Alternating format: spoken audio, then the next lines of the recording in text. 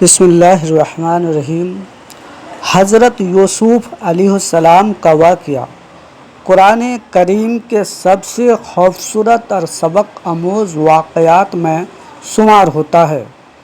اللہ تعالیٰ نے سورہ یوسف میں خود فرمایا کہ یہ احسن القصص یعنی ہی بہترین قصہ ہے۔ اس واقعہ میں صبر، پاک دامنی، اللہ پر بھروسہ، معافی اور کامیابی کا عظیم سبق موجود ہے۔ حضرت یوسف علیہ السلام حضرت یعقوب علیہ السلام کے بیٹے تھے۔ آپ اپنے والد کے بہت محبوب تھے۔ ایک رات حضرت یوسف علیہ السلام نے خواب دیکھا کہ 11 ستارے، سورج اور چاند انہیں سجدہ کر رہے ہیں۔ انہوں نے یہ خواب اپنے والد حضرت یعقوب کو سنایا۔ حضرت یعقوب نے فرمایا کہ یہ خواب اپنے بھائیوں کو نہ بتانا، کیوں نہ کہ وہ حسد کر سکتے ہیں۔ لیکن حضرت یوسف علیہ السلام کے بھائی پہلے ہی ان سے حسد کرتے تھے۔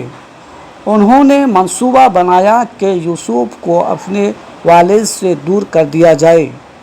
ایک دن وہ حضرت یعقوب علیہ السلام سے اجازت لے کر حضرت یوسف علیہ السلام کو جنگل لے گئے۔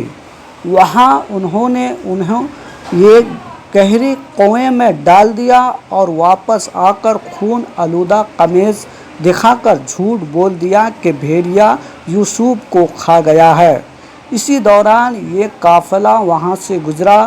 جب انہوں نے کنویں سے پانی نکلنے کے لیے ڈول ڈالا تو حضرت یوسف اس سے لپٹ گئے۔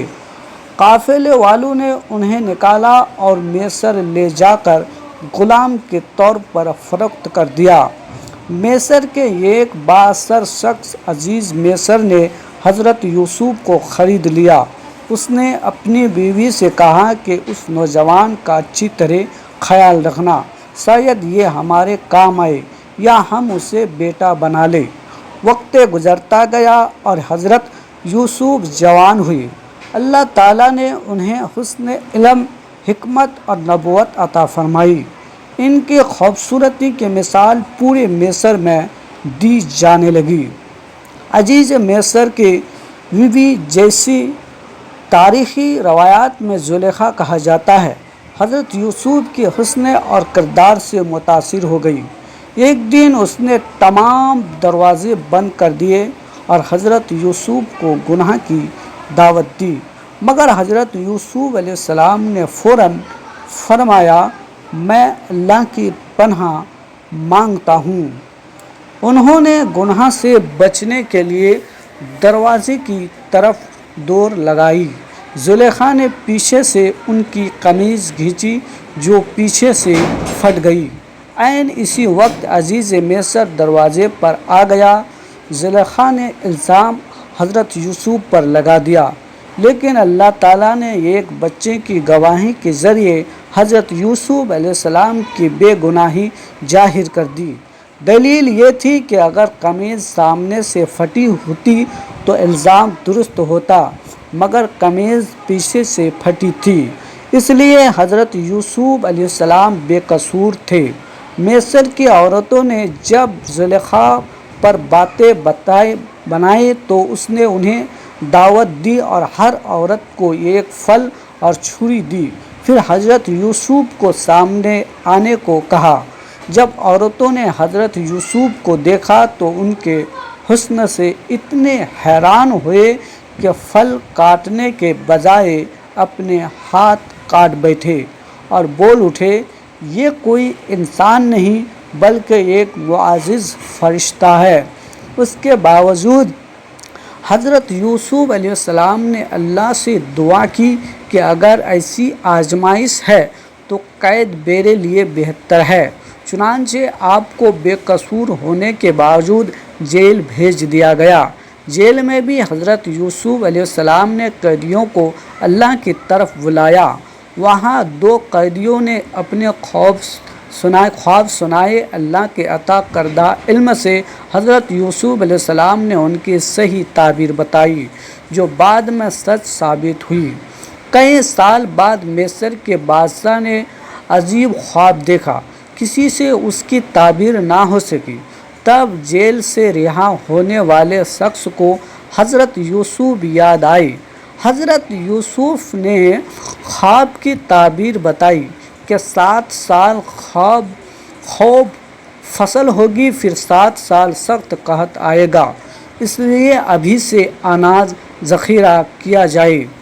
بادشاہ حضرت یوسف کی دانائی سے بہت متاثر ہوا، لیکن حضرت یوسف نے پہلے اپنی بے گناہی ثابت کرنے کا مطالبہ کیا۔ تحقیق ہوئی تو زلیخا اور دیگر عورتوں نے اعتراف کیا کہ حضرت یوسف علیہ السلام بے قصور تھے اور غلطی زلیخا کی تھی۔ اس کے بعد بادشاہ نے حضرت یوسف علیہ السلام کو مصر کے خزانوں کا نگران مقرر کر دیا۔ حضرت یوسف علیہ السلام نے نہایت دیانت داری سے ملک کا انتظام کیا، جس کی وجہ سے مصر قحط سے محفوظ رہا۔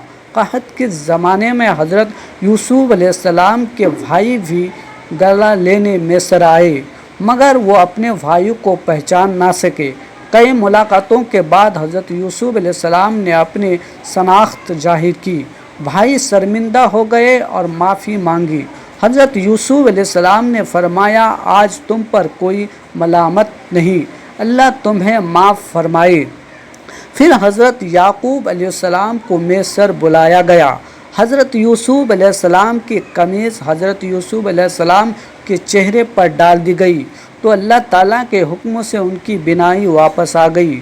جب پورا خاندان مصر پہنچا تو حضرت یعقوب حضرت یوسف علیہ السلام کی والدین اور بھائیوں نے احتراماً جھک کر سلام کیا۔ یوں حضرت یوسف کا بچپن کا خواب اللہ کے حکم سے پورا ہو گیا۔